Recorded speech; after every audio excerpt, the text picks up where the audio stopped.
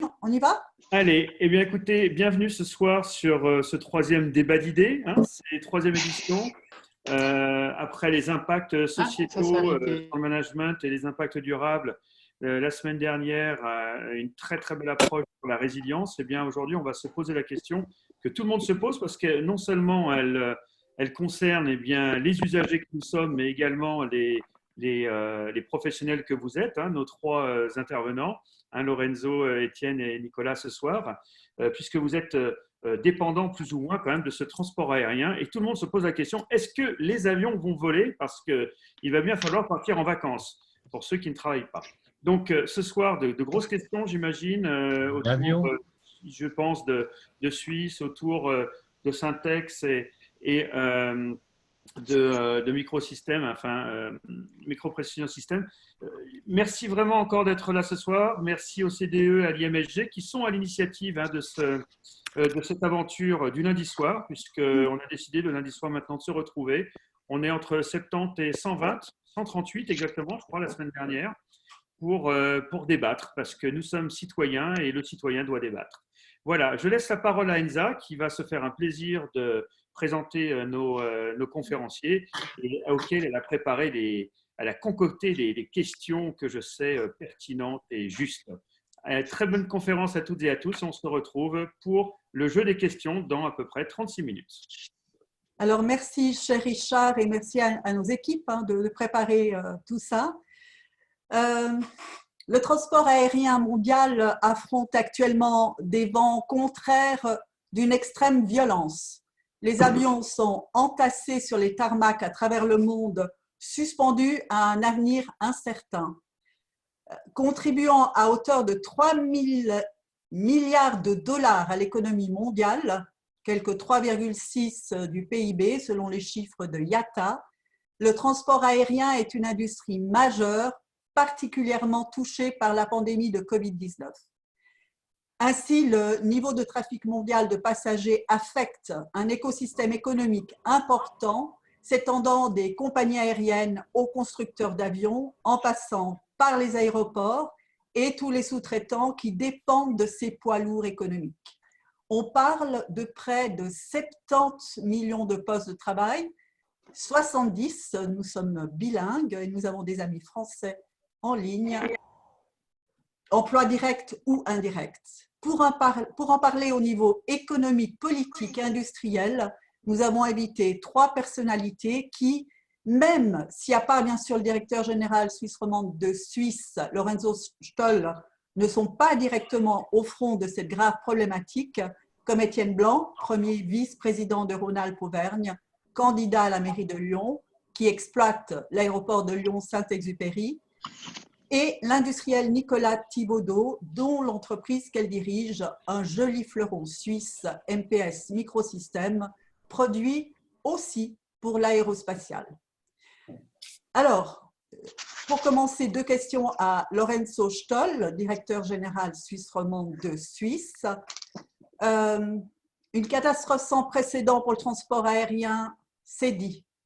Alors, Lorenzo Stoll, d'une part, j'aimerais vous demander de nous dire où en est-on aujourd'hui, que peut-on prévoir raisonnablement pour un avenir à court, moyen et long terme en général pour le secteur et pour Suisse en particulier.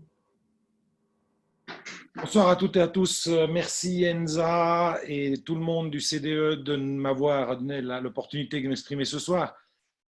Question compliquée de savoir où on va. Je crois que pour employer un terme aéronautique aujourd'hui, on vole à vue. L'horizon est très court. C'est vrai, la majorité des compagnies aériennes en Europe, mais aussi dans le monde, sont clouées au sol, pas parce qu'elles ont mal géré leurs affaires, ce qui est pour ça que ce n'est pas comparable, par exemple, à un grounding plus émotionnel qu'a pu être Swissair en 2001, mais parce que simplement le cœur de notre métier aujourd'hui, qui est de transporter des gens et de permettre aux gens de se rencontrer et de connecter le monde, est paralysé par ce virus et ses conséquences sanitaires, économiques et politiques. Aujourd'hui, si je parle simplement du groupe Lufthansa, mais aussi de Suisse, Pour vous donner un ordre d'idée, au mois d'avril 2019, le groupe Lufthansa transportait grosso modo 350 000 passagers par jour. Aujourd'hui, on arrive péniblement à 2800 passagers jour. 95%, 95% de notre flotte est au sol. Et si on resserre encore un peu l'objectif et on parle de Suisse à Genève, aujourd'hui, nous opérons 7 vols hebdomadaires. 4 fois par semaine Londres, une fois Porto, une fois Lisbonne et une fois Athènes, avec principalement des citoyens de ces pays ou des doubles résidents qui, pour quelques raisons, doivent faire l'aller-retour. Le redémarrage de nos activités est suspendu, je dirais, ou dépend de deux facteurs majeurs et un troisième qui concerne aussi tout le reste de l'économie. Le premier facteur majeur, c'est quand et comment vont être revues les limitations d'immigration dans les différents pays vers lesquels nous opérons liées à ce virus. Aujourd'hui, par exemple, vous n'accédez plus aux États-Unis sans un passeport américain ou un permis de séjour. Donc, on n'a aucun moyen de transporter des passagers autres qu'américains ou résidents. Il en va de même pour la vaste majorité des pays vers lesquels nous opérons. La deuxième grande contrainte sera l'envie de voyager. Est-ce que les passagers souhaiteront continuer à voyager ou est-ce que l'insécurité latente que crée le virus et les espaces plutôt confinés d'une cabine d'avion ne vont pas impacter, je dirais, le moral des gens et leur côté émotionnel pour voyager. Et la troisième question sera la performance économique ou les conséquences de la récession économique qui se profile à l'horizon. Est-ce que les gens pourront encore voyager à titre privé pour les loisirs ou pour retrouver la famille, mais aussi quelles seront les décisions des entreprises qui font voyager leurs collaboratrices et leurs collaborateurs à travers le monde. On le voit aujourd'hui, on est un parfait exemple, le télétravail et les technologies de téléconférence et de visioconférence qui sont développées font que finalement les entreprises se rendent compte que effectivement, ce n'est pas idéal, mais ce n'est pas non plus impossible de travailler sans toujours devoir se déplacer. Donc, la combinaison de ces trois facteurs va déterminer un petit peu le rythme de redémarrage et de Suisse, mais aussi, je dirais, de tout le secteur aérien. À ça vient s'ajouter une complexité relativement importante de redémarrage. C'est relativement facile de parquer une flotte au sol. Pour Suisse, à Genève, actuellement, on a 5 de nos Airbus 330 parqués à Genève et 17 de nos Bombardier C-Series, maintenant connus sous le nom d'Airbus A220.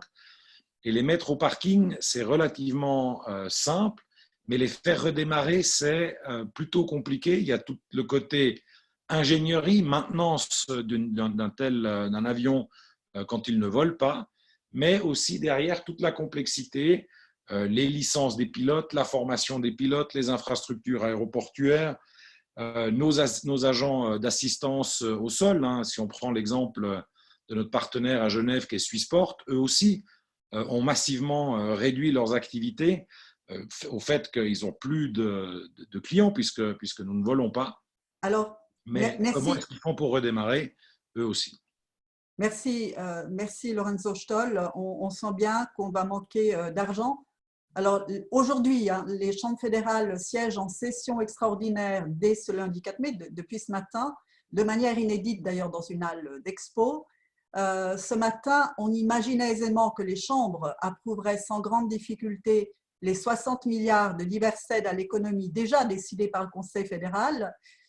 Et malheureusement, ce n'est pas gagné pour le transport aérien sans autre. Alors, qu'est-ce que tu peux dire là pour convaincre les parlementaires d'accéder à ça en une minute? Alors, je pense que la première chose qu'il faut bien comprendre, c'est le soutien qui est en train d'être négocié, c'est un cautionnement de la Confédération pour des crédits que feront Suisse, Edelweiss et les autres acteurs concernés auprès d'un consortium de banques. Donc, cette image un peu faussée dans les médias que c'est l'argent du contribuable qui est mis en jeu tout de suite n'est pas tout à fait exacte. Effectivement, si nous ne devions pas réussir à redémarrer nos activités et ne plus être en mesure de rembourser, à ce moment-là, la caution de la Confédération entrerait en jeu et ça serait un autre discours. Maintenant, je pense qu'aujourd'hui aussi, on est en plein dans le jeu politique. Si on regarde un petit peu les dernières semaines, tous les partis et tous les acteurs du jeu politique suisse n'ont pas eu grand-chose à dire puisque le pays était piloté par le Conseil fédéral. Et puis maintenant que viennent les grands jeux, les enjeux, il y a une session parlementaire, tout le monde cherche de nouveau à gagner de la visibilité. Notre message, c'est la Suisse a besoin de compagnies aériennes pour connecter le pays au monde. Un tiers de la valeur de nos exportations quitte le pays par voie aérienne. 3 touristes sur 7 qui viennent visiter ce pays viennent par voie aérienne. Il s'agit pas seulement de soutenir que Suisse, il s'agit de soutenir tout un système. On parle de 190 000 emplois en Suisse directement liés à l'aéronautique et quelques centaines de milliers supplémentaires induits. Et le message aux parlementaires, c'est ayez le courage de soutenir les compagnies aériennes comme vous aurez le courage de soutenir les petits commerçants, l'industrie, les indépendants, etc. Nous faisons partie du système économique de ce pays et nous avons besoin de ce soutien. Merci beaucoup, Lorenzo. Alors, côté politique, on va traverser la frontière, on a tous les droits avec Internet.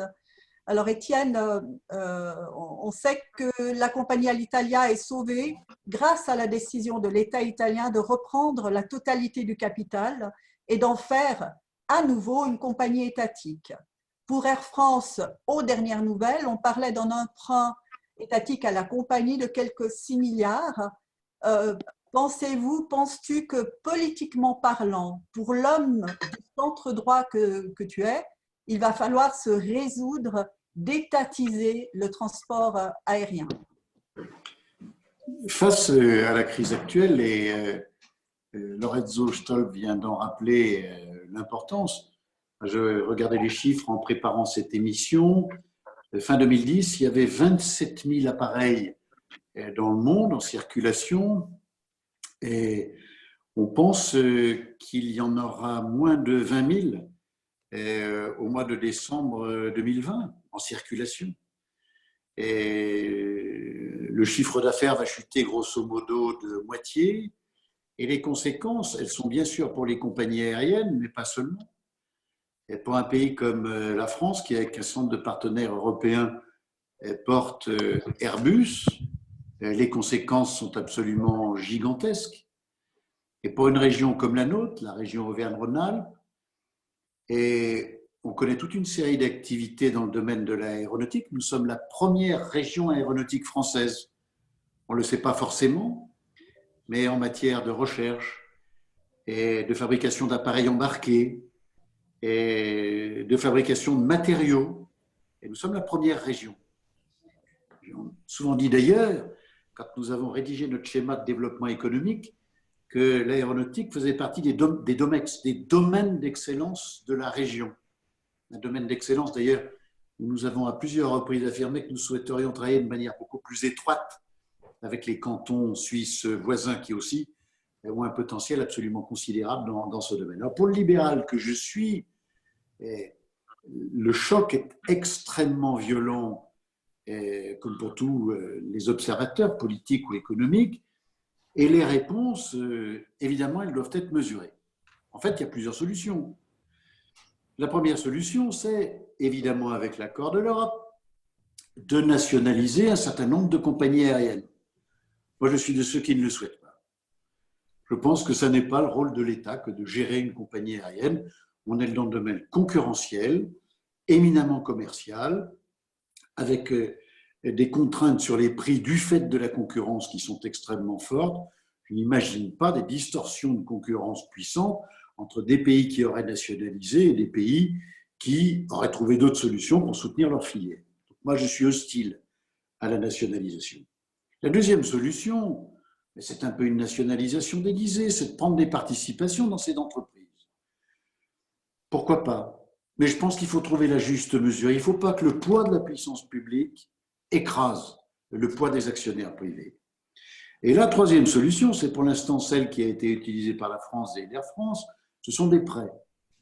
D'avoir une communication du ministre Bruno Le Maire, du ministre de l'Économie et des Finances, qui annonce finalement 7 milliards de soutien à Air France, sous forme de prêts. Est-ce qu'ensuite ces prêts seront convertis en participation au capital? La question se posera certainement à un moment ou à un autre, mais moi je le redis, je ne le souhaite pas. Moi je suis partisan du prêt. Et là c'est un prêt de l'État. Et puis il y a la dernière solution, c'est celle a priori qui a été décidée par le Conseil fédéral, qui est celle d'une garantie donnée à des prêts souscrits sur les marchés. Et là il y a peut-être un petit risque, c'est de voir du fait de l'ampleur de la crise, les taux d'intérêt monter sensiblement et poser, quand il faudra rembourser, un certain nombre de problèmes à ces sociétés. Et moi, je suis partisan des deux systèmes. Système de prêt par l'État avec l'accord de l'Europe, et l'Europe vient de donner son accord à la proposition qui a été faite par Bruno Le Maire, ou alors garantie. Vous savez d'ailleurs que dans la comptabilité publique, ces participations, elles ne figurent pas de la même manière. Et si ce sont des participations, on est en fonctionnement. Et si ce sont des prêts, on est en investissement. Et moi, je suis partisan d'un État qui, dans les périodes de crise, soutient l'investissement. Le problème français, pour sortir de cette crise, ça sera une relance massive de l'investissement. Ça doit se faire avec, bien sûr, la participation de l'État. Et je le redis, sous forme de prêt. Dernière observation, encore pour le libéral que je suis, les Français aujourd'hui se posent une véritable question. Nous sommes un des pays du monde qui paye le plus d'impôts. Et quand on regarde l'efficience de la puissance publique, nous avons des problèmes avec notre sécurité, nous venons d'avoir des problèmes majeurs avec l'hôpital, nous avons des problèmes avec la formation, nous avons des problèmes avec les lenteurs de la justice, etc. etc.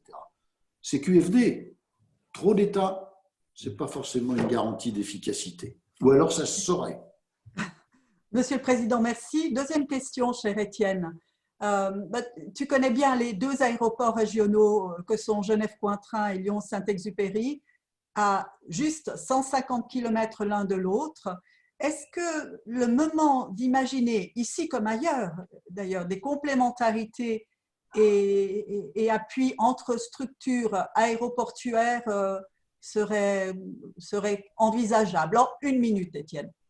Moi, je pense que dans la crise que nous allons traverser, il va falloir savoir tisser des partenariats, des complémentarités.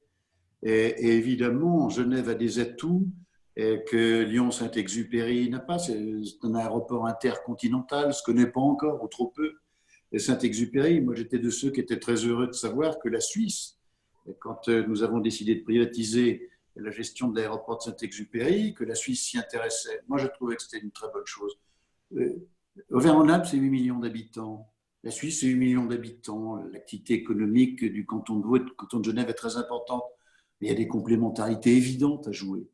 Vu des États-Unis, on est en fait une grande région proche des Alpes. On a appelé ça à une époque le diamant alpin, d'ailleurs.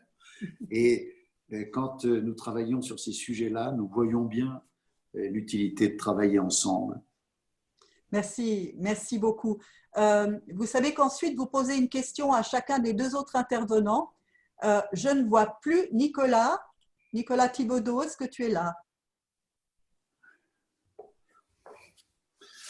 Ouais, je me vois, j'avais coupé mon micro, mais je suis là. Voilà.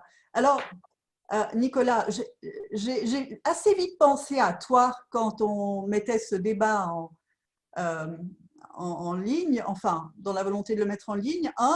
Tu as piloté, tu étais pilote d'avion, parachutiste, et je me souviens quand on s'est connus, tu allais à des réunions à la NASA avec ton bébé tout petit, tu nous racontais ça, donc c'était naturel que je pense d'abord à toi par rapport à ça. Non, mais plus sérieusement, quand on dirige une entreprise comme MPS, active dans des domaines technologiques, notamment tels que l'aéronautique, et dont l'exportation est déterminante dans l'exploitation au jour le jour, comment aborde-t-on l'avenir du transport en général et celui par voie aérienne en particulier? Alors, pour une industrie, mais je ne sais pas si toutes les industries sont comme MPS, mais nous, vous entendez bien? Voilà. Le transport aérien, le fait de pouvoir se déplacer, être rapide, être agile, aller chez les clients, on le prend comme étant pratiquement acquis, comme on a de l'électricité, comme on a de la lumière. Donc, ce serait, disons que si on perdrait cet avantage, ce service essentiel, ce serait très grave parce que MPS, on développe des projets, beaucoup en collaboration avec nos clients. Donc, il y a toute la partie export. On pourrait s'imaginer qu'on trouve des solutions pour la partie export avec des voies terrestres ou maritimes, alors que ça rallongerait de beaucoup les trajets. Mais par contre, le développement, comment aujourd'hui on est capable de développer avec parfois des clients qui sont en Californie, mais avec un fournisseur d'un composant particulier électronique qui vient d'Asie, avec des matières qui viennent d'un autre endroit. Il faut qu'on puisse vraiment être capable de se mettre en cas. C'est vrai, comme disait Lorenzo tout à l'heure, que l'arrivée de WebEx, Skype, ça nous a vraiment aidés, mais en fin de compte, tout ça, c'est maintenant acquis pour tous. Donc, il faut être encore plus rapide quand c'est le moment d'aller chez les clients. Donc, le fait de pouvoir se déplacer, d'être ensemble pour discuter d'un projet, que ce soit en astrophysique pour des semi-conducteurs, de l'orthopédie ou des medical devices implantables à travers le monde. Parfois, du jour au lendemain, on doit partir sur la Corée ou sur les États-Unis. C'est vraiment un service essentiel. Et bon, depuis que tu as pris les manettes de cette société à Bienne, la société a décuplé son chiffre d'affaires. En tant qu'industriel engagé, es-tu inquiète d'un changement radical du transport aérien quand même? Et dès lors, une éventuelle réorientation des activités de ton entreprise ou d'autres qui sont dans ton cas? Il faut savoir, les compétences qu'on a, c'est dans des domaines de niche. On ne pourrait pas dire, bon, ben, comme c'est plus possible de se déplacer pour aller voir nos clients pour négocier des projets ou décrocher des affaires, on va se recentrer sur tout ce qui est local. C'est vrai qu'au niveau horloger, on a des clients horlogers, mais tout ce qui n'est pas horloger, c'est international. On ne peut pas se recentrer. C'est pas possible. Il faut qu'on soit capable de se déplacer. C'est, comme j'ai dit, c'est vraiment un service essentiel. On peut pas. On n'a jamais même mis dans nos scénarios un changement du trafic aérien ou des impositions comme on a maintenant au niveau des limitations. Je prends pour exemple, on est en pleine mise en place d'un bureau de développement et une antenne de vente dans la région de Boston. C'est vraiment essentiel pour notre développement. Ça fait partie de notre business plan. Nos clients attendent ça de notre part. Et aujourd'hui, ben, on avait des entrevues la semaine dernière, on n'a pas pu aller. On a toute une foule d'activités qui n'ont pas pu avancer. Il y a même des expositions très importantes avec des milliers de chirurgiens qui ont été annulés. Donc, on voit déjà l'effet de ce ralentissement maintenant. Donc, ce n'est pas que le trafic aérien, mais c'est ces limitations de voyagement dans certains pays qu'on ne peut pas vivre avec. La seule solution, ce serait de délocaliser une partie, si on ne pouvait pas, de délocaliser notre activité plus proche des marchés. Oui, on fera parvenir ce message à qui le droit. Merci, Nicolas. Alors, Lorenzo, une question à Étienne. Une question à Étienne. Vous avez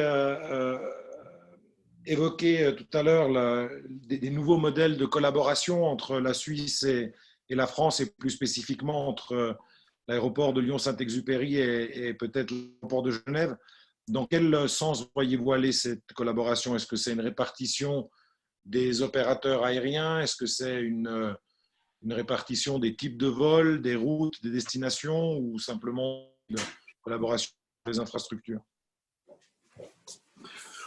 Je pense bien sûr que ça peut être une collaboration sur les infrastructures. Je pense notamment à une communication ferroviaire plus facile entre les deux aéroports. Ça ne desservirait d'ailleurs pas non seulement à l'aéroport, mais ça pourrait aussi faciliter les communications avec la grande agglomération lyonnaise, ce qui pourrait être un intérêt réciproque. Je vois aussi une coopération très importante sur la recherche. Et en France, nous avons un débat, vous l'avez sans doute suivi. L'aviation, elle pollue trop, produit du carbone.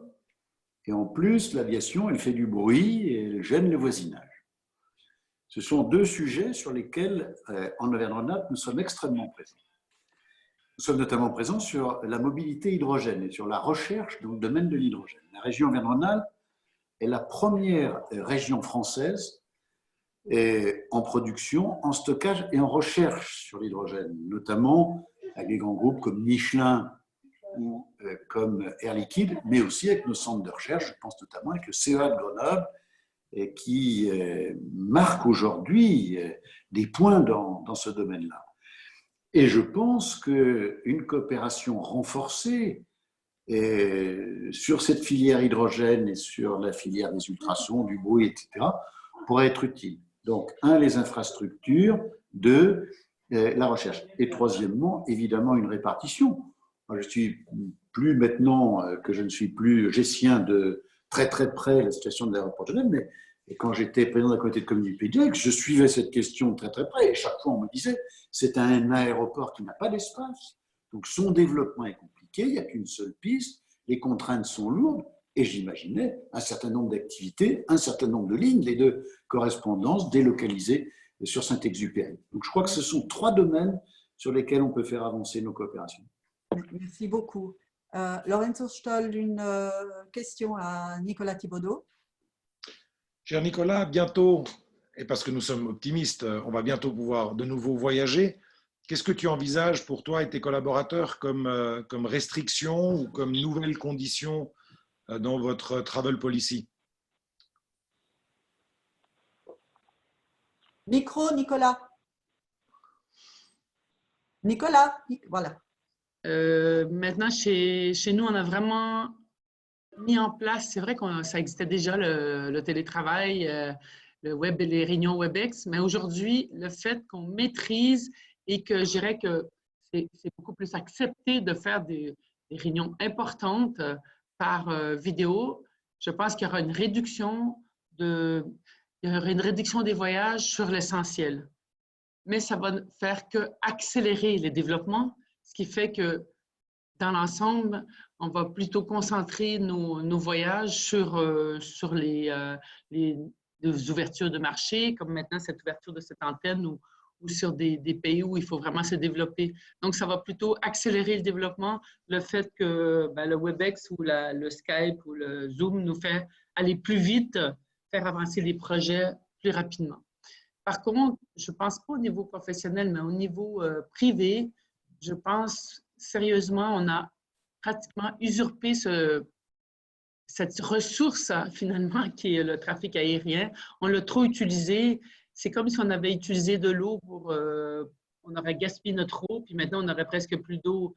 Donc, au niveau du trafic aérien, d'avoir des vols à 25 francs pour aller à Barcelone ou à 10 francs, 10 euros pour aller à Berlin, je pense que ça devrait être quelque chose qui est du passé et de restreindre cette possibilité de voyager pour les causes qui apportent quelque chose, qui a de la valeur ajoutée. Merci beaucoup, Nicolas. Alors, Étienne, une question à Lorenzo Stoll. Micro. Micro. Étienne, micro. Micro. Voilà, pardon. Dans le dispositif prévu par le gouvernement français, parce que nous avons un véritable débat sur la pollution, et le gouvernement vient de décider que lorsque la distance ou le temps de trajet entre deux points était inférieur à 2h30, ou qu'en train, on pouvait relier en moins de 2h30 deux parties du territoire français, le gouvernement allait interdire le transport aérien. Qu'est-ce que vous pensez de cette mesure? Alors, je pense qui qu'il n'est y pas a, tout à fait libéral. Hein. qui n'est pas tout à fait libéral et je partage aussi encore en ouverture votre position libérale. Je pense que le gouvernement, la politique est là pour fixer le cadre et les entreprises après doivent vivre dans ce cadre. En ce qui concerne de possibles limitations des voyages, on va dire intra-nationaux, je ne crois pas que ça soit un très bon modèle parce que les grandes plateformes aéroportuaires vivent en fait de ce système de hub où on a besoin de drainer un maximum de passagers sur des gros points de concentration pour pouvoir repartir ensuite avec des avions plus gros, avec des taux d'occupation très élevés. Il est compréhensible par contre d'un point de vue politique que dans la situation environnementale dans laquelle se trouve le monde et le coronavirus n'est qu'une parenthèse, on va avoir les problématiques de CO2, de réchauffement, de consommation, etc. Elles vont revenir dès qu'on sera de nouveau retourné à une nouvelle normalité, qu'on se pose la question. La grande question, c'est quelle sera l'alternative proposée en termes de transport public ou du moins de transport de masse à la suppression de ces vols intra-pays. Pour moi, la grande question, elle sera là. Est-ce qu'il y aura un développement massif des trains à haute, voire très haute vitesse? Vous évoquiez tout à l'heure la recherche. Il y a aussi de la recherche qui se fait sur les trains à lévitation magnétique et ce genre de choses-là. Est-ce qu'on arrivera là? Et puis aussi quand même la facilité d'utilisation. Aujourd'hui, par exemple, le train est très attrayant. Mais si demain, on en commence à imposer les mêmes systèmes de contrôle de sécurité, de contrôle sanitaire qui semblent se profiler, est-ce que la chose sera toujours aussi attractive? Et puis, pour en revenir à une position libérale, je ne pense pas la réglementation doit le faire, c'est le marché qui doit décider.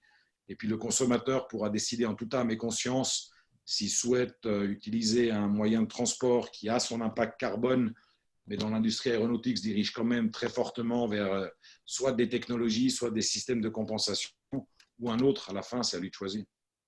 Merci beaucoup. Étienne Blanc, une question à Nicolas Thibaudeau. Est-ce que, pardon, j'ai remis mon...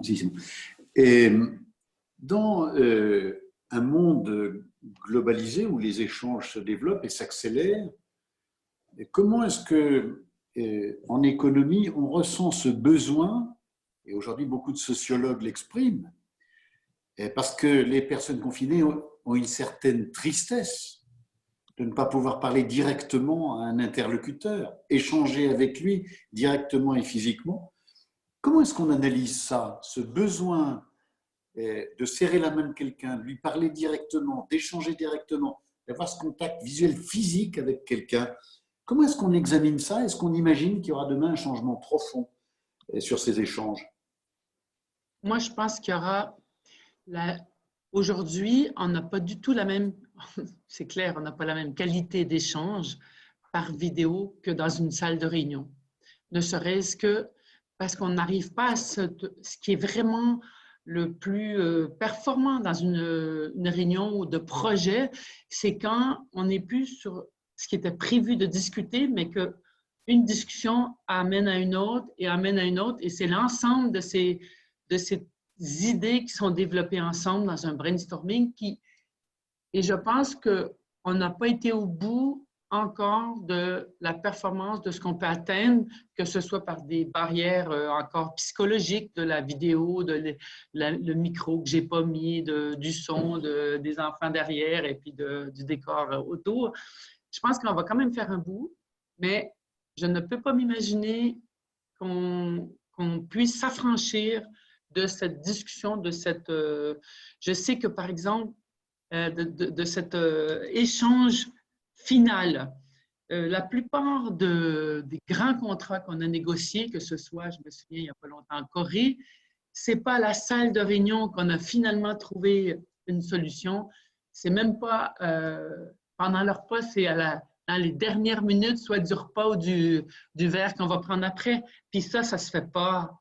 Ça ne se fait pas par vidéo. Enfin, je sais qu'il y en a qui le font, mais je ne pense pas qu'on arrive à la même état de fait. Pas encore, en tout cas. Merci, Nicolas. Alors, dans la lancée, ta question à Lorenzo. Nicolas? Ah, alors moi, je pense, comment ça va? Est-ce qu'on va continuer à voir je pense que les prix des vols, il y a eu un effritement du prix des vols. Pour nous, l'important, c'est qu'on soit tous à la même enseigne, que nos clients, nos concurrents, on soit tous à la même enseigne. Il ne faut pas qu'il y ait une discrépance que parce que je suis un concurrent qui est en Allemagne ou ailleurs, soit désavantagé ou avantagé par rapport à nous. Mais je pense, comment va évoluer le prix, le franc par kilomètre parcouru dans les 10 prochaines années? Est-ce qu'on va continuer ou est-ce qu'on, vu qu'il y aura probablement une réorganisation, est-ce que ça va doubler, tripler, fois 10? C'est quoi les perspectives? J'aurais préféré que tu me demandes la combinaison du loto. L'évolution des prix, à mon avis, il y aura deux facteurs. Le premier facteur, ça va être l'adéquation entre l'offre et la demande. Est-ce que les compagnies aériennes qui vont redémarrer, on va continuer à déployer des capacités de transport absolument phénoménales avec des avions à 450 places pour le long courrier, 200 places sur le court courrier, et puis que certaines compagnies vont aller 6 fois par jour à Barcelone en partant de Genève.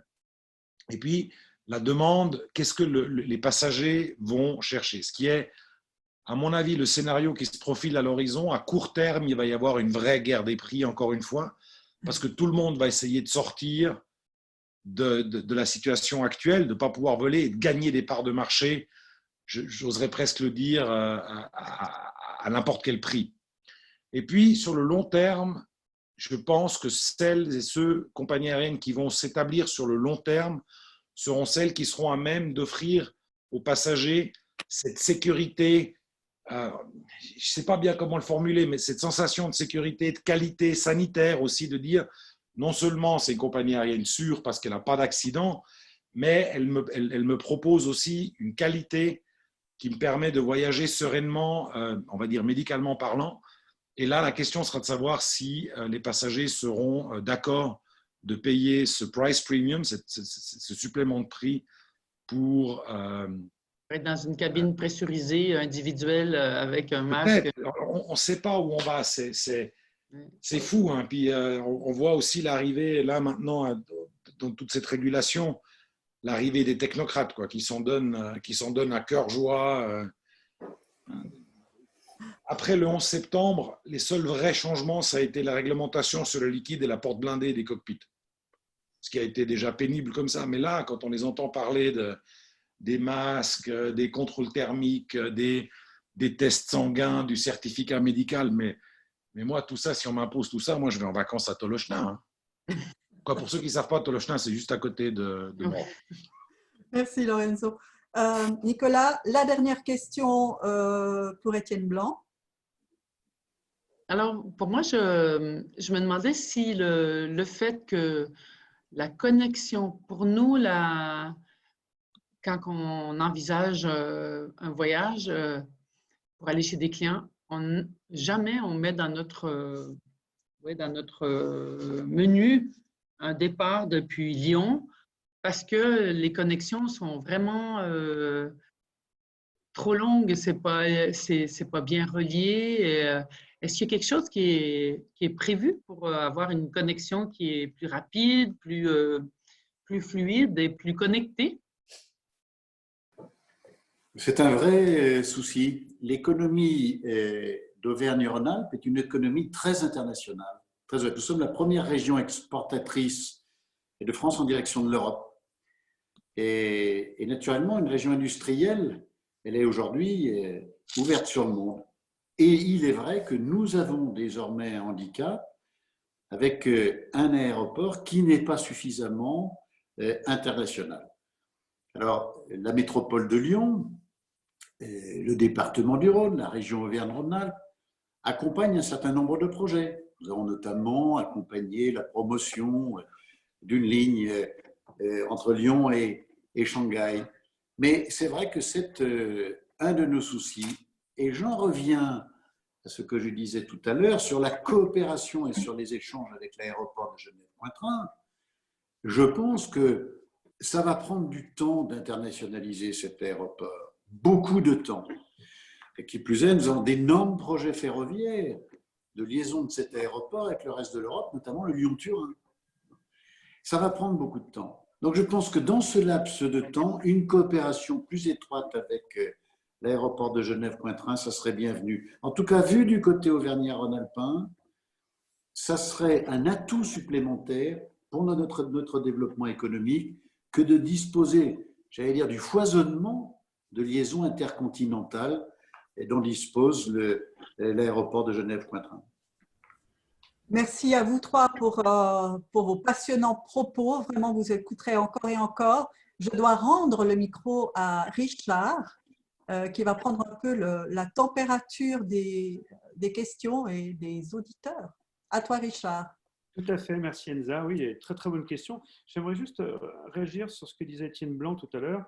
Alors, à une époque où on était tous très jeunes, c'était à l'époque de Jean Paluy. Je ne sais pas si vous vous souvenez de Jean Paluy, avec Maître Bien Berger. sûr. Je me souviens du départ de Satolas, puisque c'était Satolas au départ. Satolas était fait pour être un hub. C'est quand même le 4e aéroport de France. Il ne faut quand même pas l'oublier, qui est bien devant Marseille en termes de réseau. Et au départ, il avait quand même été fait aussi pour désengorger un petit peu Genève. Et il y avait des liaisons qui étaient prévues. Mais on a quand même, il ne faut pas oublier, sur le système français, il y a quand même un système jacobiniste qui fait que le diamant alpin ne joue pas, parce que Paris n'a certainement pas envie, et je sais que c'est enregistré, je m'en fiche royalement, Paris n'a absolument pas envie que Genève et Lyon, par exemple, soient des villes très proches, alors qu'elles sont d'une proximité déjà historique assez intéressante, architecturale, etc. Puis on a le Rhône en commun quand même. Donc, il ne faut quand même pas oublier que derrière, il y a une volonté politique qui fait que pour aller à Lyon dans un train corail, on met plus de temps qu'en prenant l'avion, en prenant Air France. Il ne faut quand même pas oublier ça aussi. Merci. Ça, c'était ma première remarque. Deuxième remarque, il y a beaucoup de questions sur l'avenir du low cost. Alors, moi, j'ai une question à poser aux trois, puisque vous pouvez y répondre tous les trois. On sait qu'aujourd'hui, les entreprises qui vont faire face sont les entreprises qui ont du cash. Les entreprises qui ont du cash aujourd'hui, on sait que c'est Ryanair et EasyJet essentiellement, puisqu'elles sont sur des grosses rentabilités. Je crois que si mes souvenirs sont bons, elles sont un taux d'endettement d'à peu près 60% de leurs capitaux propres, ce qui n'est absolument pas le cas des grosses compagnies aériennes. Est-ce que vous ne pensez pas, alors la question de nos auditeurs, c'est le quid du low cost? Est-ce qu'il va démarrer? Il va redémarrer beaucoup plus rapidement? Est-ce qu'il va se développer? Est-ce qu'il va Alors, deuxième question qui est posée, et je les pose comme ça, elles vont permettre de donner du lien et du liant. Est-ce qu'elles vont forcer également, outre l'agilité que cela va demander aux compagnies traditionnelles, ça va leur demander peut-être de la mutation, une mutation sur une nécessité de repositionnement, peut-être sur du moyen courrier, peut-être sur du middle cost, je ne sais pas. Donc voilà les questions qui sont posées essentiellement par nos auditeurs. Qui souhaite prendre la parole pour y répondre en premier lieu? Lorenzo, peut-être. Lorenzo? Volontiers, merci. C'est difficile. Le modèle low cost repose sur des énormes volumes et des coûts d'exploitation très très bas. Coûts d'exploitation très bas qui sont souvent atteints, entre autres, avec une maximisation de l'utilisation des machines, des avions, mais aussi avec des modèles d'entreprise qui ont, on va dire, peut-être pas le même filet social pour leurs collaboratrices et leurs collaborateurs. La question du redémarrage des low cost, si on prend ça, c'est sous quelles conditions ils vont pouvoir redémarrer. Quand on entend qu'une des options qui sont en train d'être étudiées pour assurer cette sécurité sanitaire, c'est de laisser un siège de libre entre chaque passager, le modèle low cost, il ne peut pas voler avec un taux d'occupation de l'ordre de 55 à 60%. Ça ne fonctionnera pas. La deuxième chose, c'est je pense quand même que émotionnellement, dans la communauté humaine, cette crise pose quand même un certain nombre de questions sur la façon qu'on a, nous, de vivre.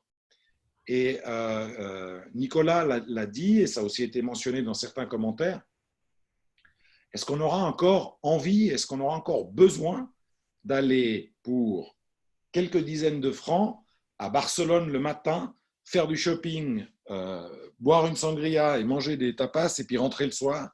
Ou est-ce qu'on se dirigera vers une consommation comme on le voit avec d'autres choses, je vais continuer à consommer de l'aviation, mais je vais en consommer moins.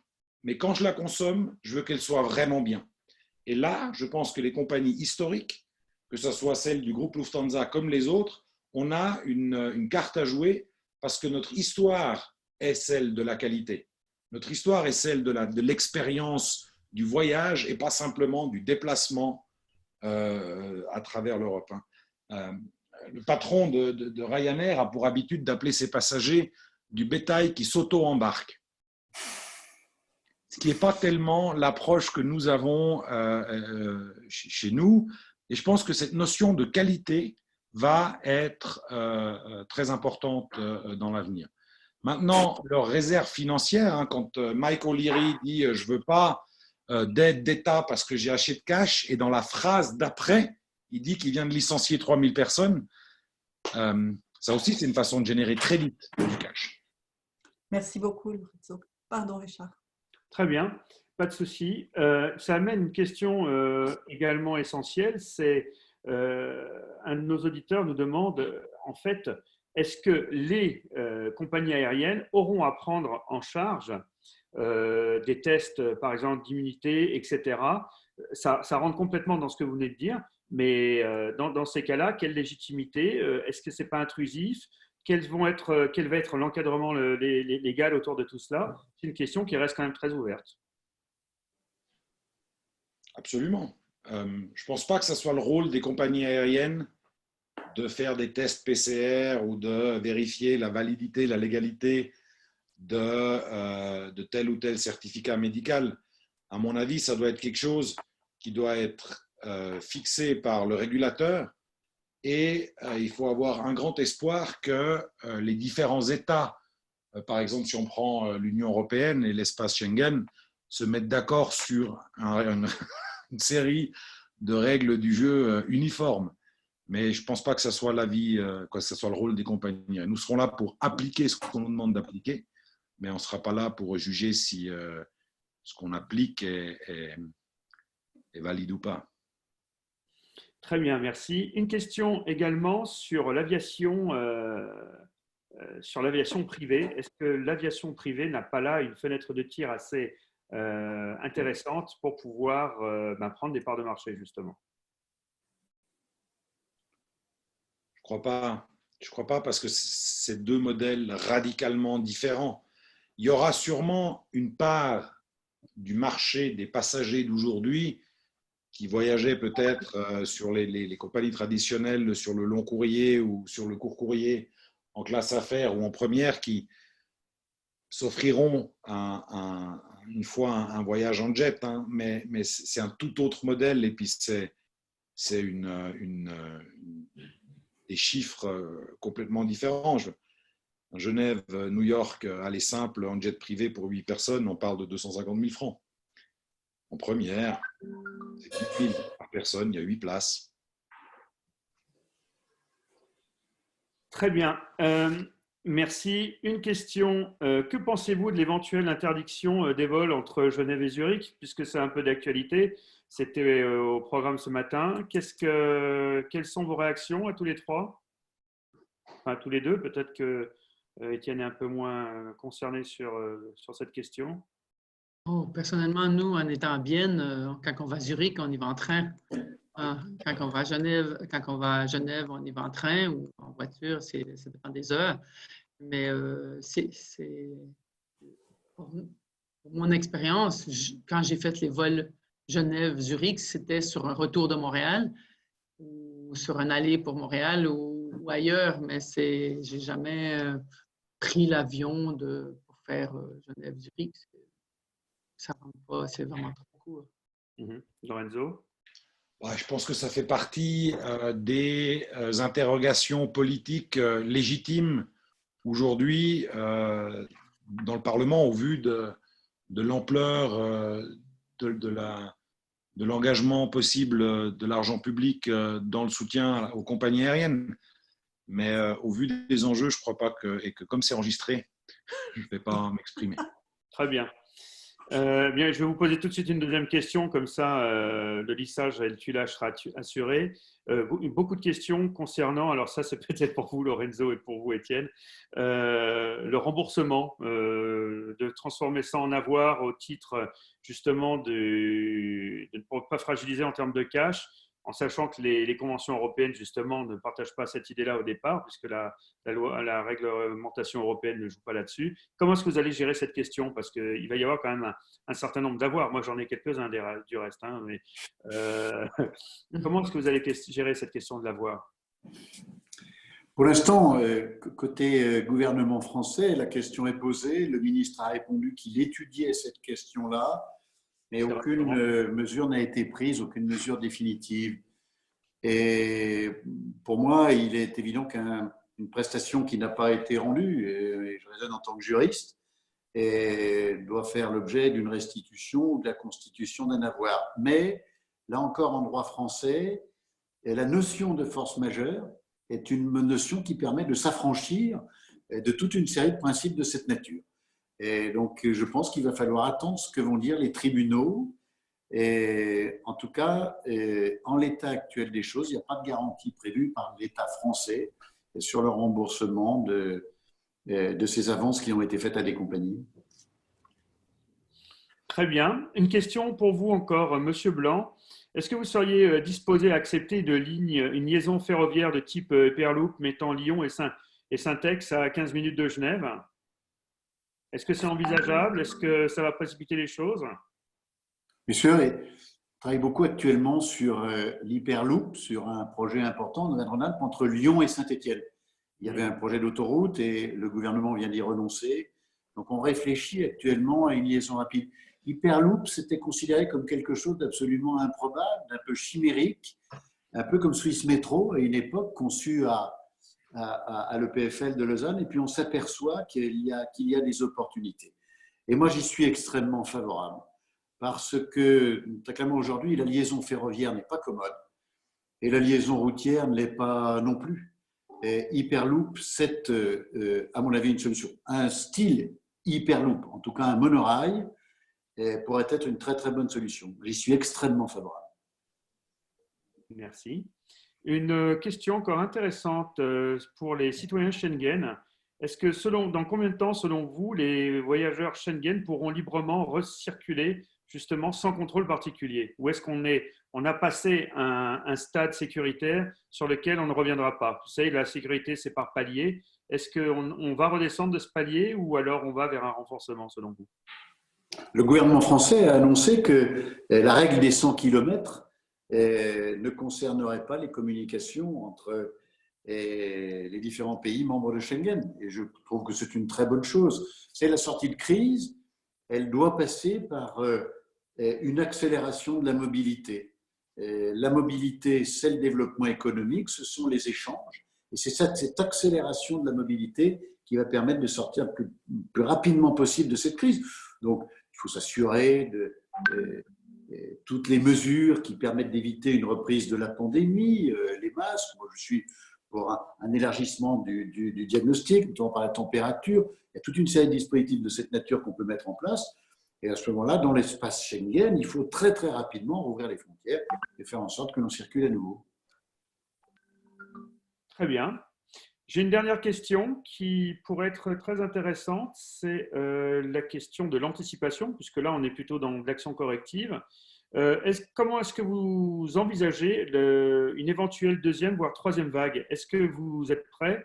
Est-ce que vous avez anticipé la chose?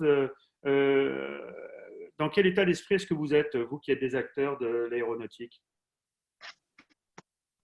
Alors, nous, on anticipe entre la deuxième vague ou une possible troisième vague en étant extrêmement prudent sur nos plans de redémarrage.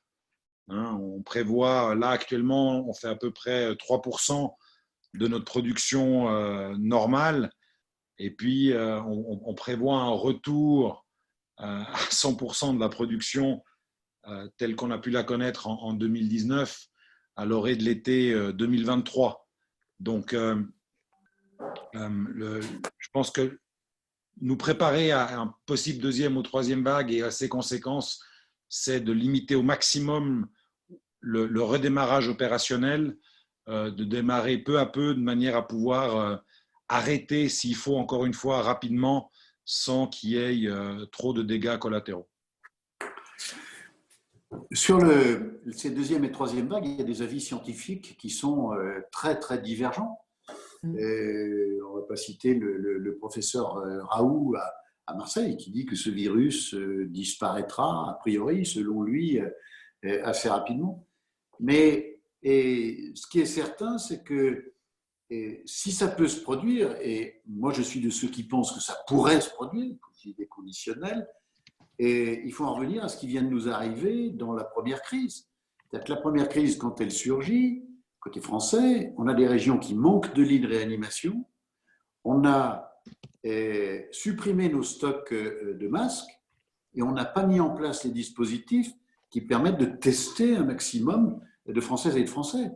Donc, pour répondre à la question, gouverner, c'est prévoir, et prévoir, c'est disposer de lits de réanimation en nombre suffisant, disposer d'entreprises, elles peuvent être européennes, peut-être françaises, en proximité lyonnaise, qui a une tradition très très forte dans les sciences du vivant, disposer de tests, puis surtout relancer une production de masques. En France, on a un débat qui est impensable. Impensable. Les grandes surfaces vont pouvoir en vendre, on a des médecins qui n'en disposent pas. Donc il faut avoir une politique très construite. Voilà, je crois, comment les choses doivent s'anticiper, se prévoir. Très bien. Écoutez, il me semble… Oui. Richard, si tu me permets, Oui. je vois apparaître Claude Aiguy. Et Oui. comme il a, lui, œuvré pas mal à l'époque sur ce lien entre Cointrin et Saint-Exupéry, peut-être en 30 secondes, si tu veux nous apporter un témoignage. On m'entend? Oui. Oui, bonjour. Écoutez, j'écoutais Étienne Blanc avec malice tout à l'heure. Il actualisait des propositions auxquelles il a participé et qui ont au moins 25 ans. La liaison ferroviaire rapide entre Lyon et Genève, elle était imaginée à l'époque que Michel Noir était maire de Lyon et avec Étienne Blanc, on a travaillé dans ce sens-là. Il n'y a pas de volonté. Imaginez, on a réussi à installer le CERN à Genève sur la frontière franco-suisse. Et aujourd'hui, on est incapable de réaliser une liaison ferroviaire comme celle-ci qui va de soi. C'est par absence de volonté politique, alors que nous avions cette volonté pour réaliser le CERN. Ça ne sert à rien de chercher plus loin et il y a de la concurrence. Il n'y a pas cette vision-là.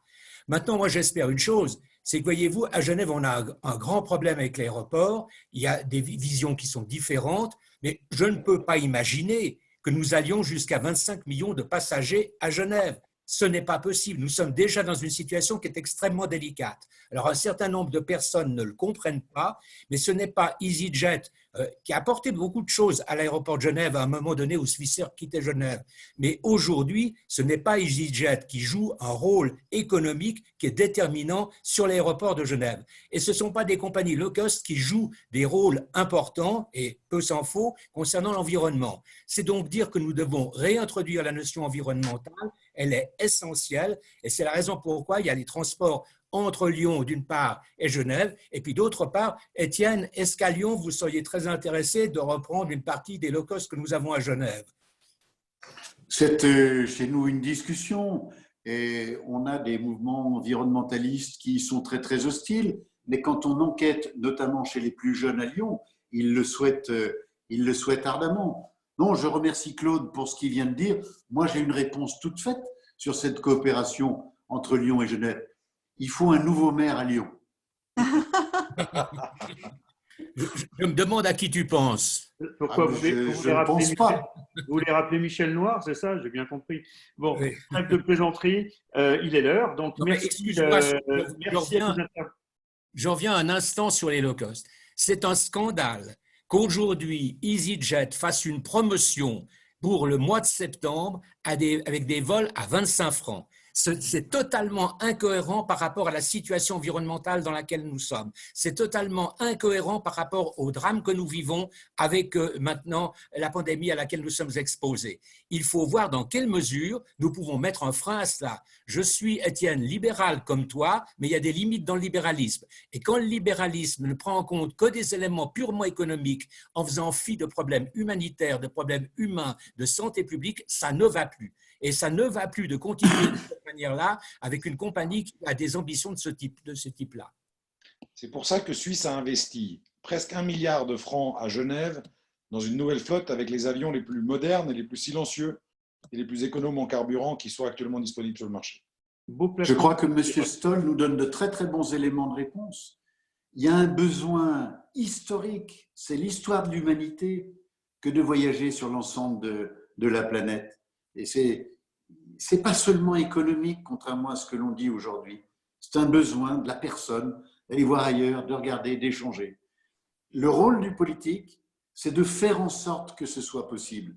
Et là où je diverge des écologistes ou des mouvements qui aujourd'hui se rassemblent autour d'une écologie très politique, c'est que moi je crois à la science, je crois à la recherche, je crois qu'on arrivera à trouver des réponses à cette question de la transition climatique. C'est l'hydrogène, c'est le développement de la mobilité électrique et c'est le développement de tous ces systèmes de recherche qui font qu'aujourd'hui un véhicule peut être parfaitement silencieux, parfaitement silencieux et que de fait, demain, ces réponses techniques permettront de voyager, de continuer d'échanger en préservant la planète.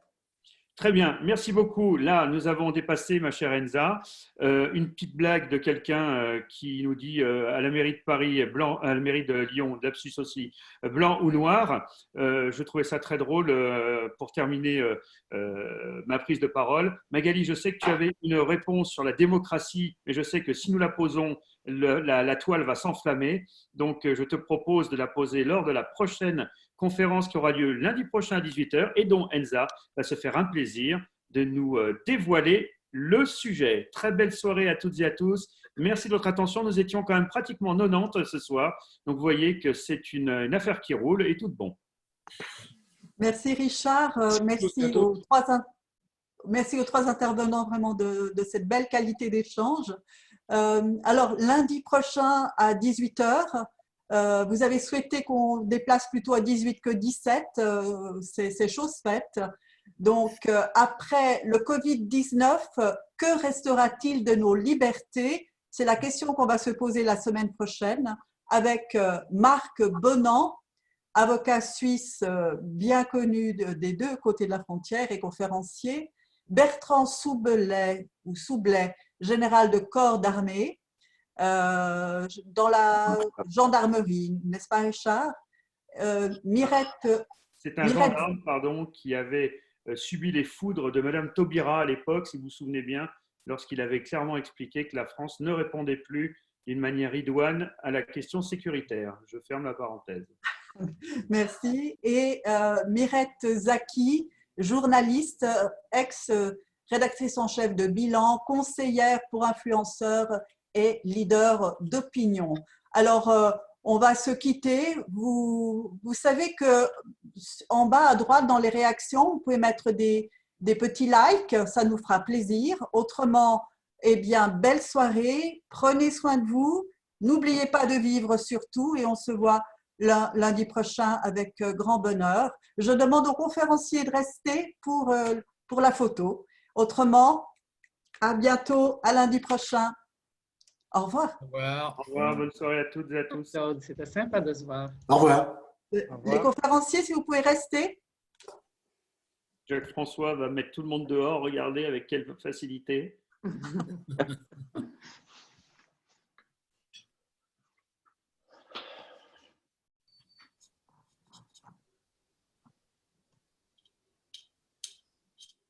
Bon, Jacques-François, tu peux stopper l'enregistrement puisqu'on va parler maintenant. Non. Parce qu'avant,